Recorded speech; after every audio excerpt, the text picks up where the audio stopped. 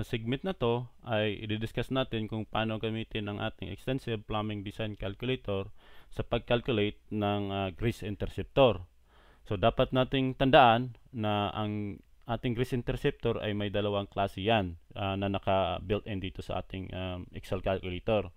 Yung tinatawag nating HGI or yung Hydromechanical Grease Interceptor at saka yung GGI or Gravity Grease Interceptor. So kung i-scroll nyo dito pababa, may makita kayo dito na listahan ng mga grease interceptor at saka iba't ibang method sa pag-calculate. So may sink volume method tayo at saka may UPC method at saka may DFU method. Okay? So unahin muna natin tong sink volume method sa pag-calculate ng hydromechanical grease interceptor.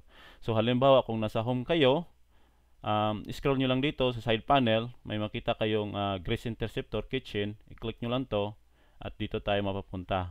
Okay? So bago natin to i-discuss kung paano gamitin, i-share ko lang sa inyo kung anong reference ang ginamit natin dito.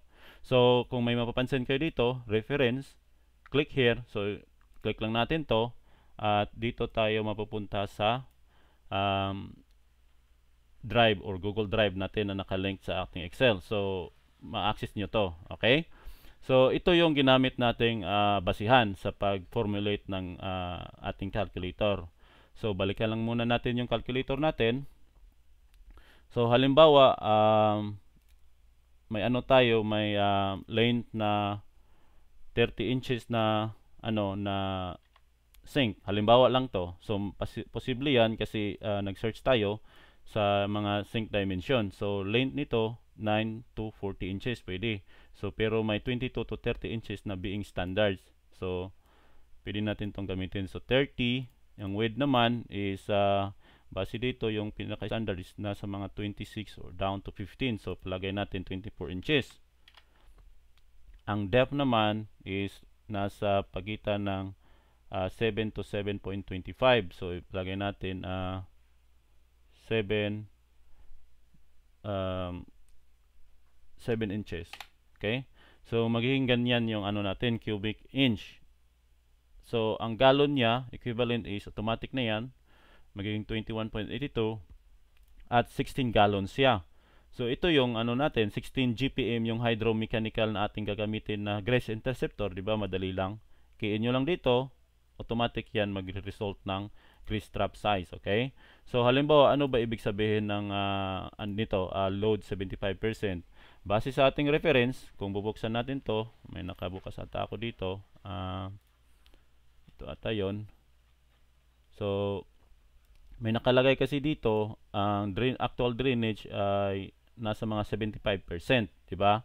Base sa mga kasi yung 25%, halimbawa yung natin, sink natin, di ba? Ganyan sink natin. So yung more or less yung drain niya, emergency drain niya dito or overflow drain, nandyan yan. So estimated yan mga 25%.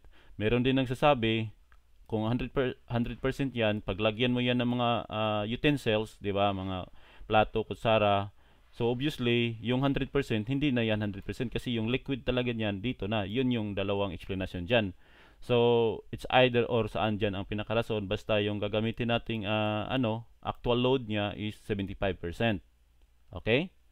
So ngayon, ito namang 1 minute, may option tayong gawin tong 2 minutes kasi pag 2 minutes yan, liliit yan, kalahati.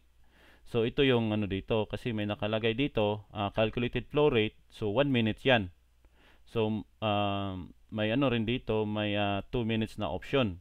Kasi pag sabi dito, determine flow rate and drainage period, in general, good practice talaga yung pinaka 1 minute, di ba?